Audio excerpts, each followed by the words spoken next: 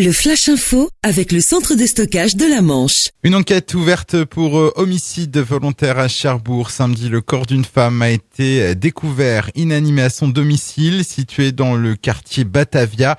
L'autopsie de la victime a été pratiquée hier. L'enquête se poursuit. La piste criminelle est envisagée. Le procureur de la République de Coutances devrait communiquer dans la journée pour faire le point sur cette affaire. La cour d'assises de la Manche qui a rendu son premier verdict de l'année. Un commerçant de 52 ans a écopé de 8 ans de prison pour le viol de ses deux nièces par alliance. Les faits sont anciens puisqu'ils remontent à deux périodes, entre 2002 et 2005 pour la plus âgée et entre 2003 et 2004 pour sa cadette. En plus de sa peine de prison, l'homme écope aussi d'un suivi socio-judiciaire de 5 ans, d'une obligation de soins et de l'interdiction d'entrer en contact avec ses victimes.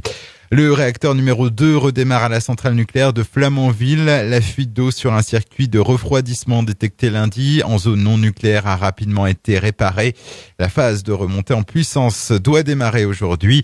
En revanche, le réacteur 1, arrêté le mois dernier suite à un départ de feu, ne devrait pas repartir avant plusieurs jours.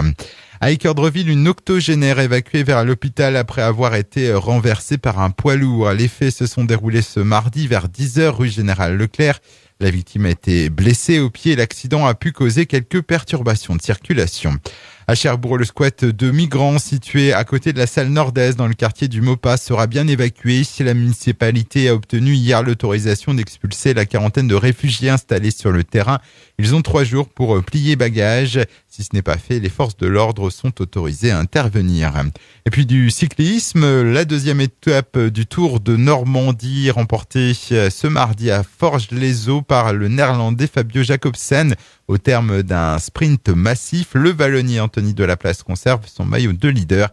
Et pour ce mercredi, donc 3e étape de 165 km entre Duclair et Elbeuf-sur-Seine. Le Flash Info vous a été présenté par Landra, centre de stockage de la Manche à Digulleville. Pour en savoir plus et visiter notre centre, 0810 120 172, coup d'un appel local.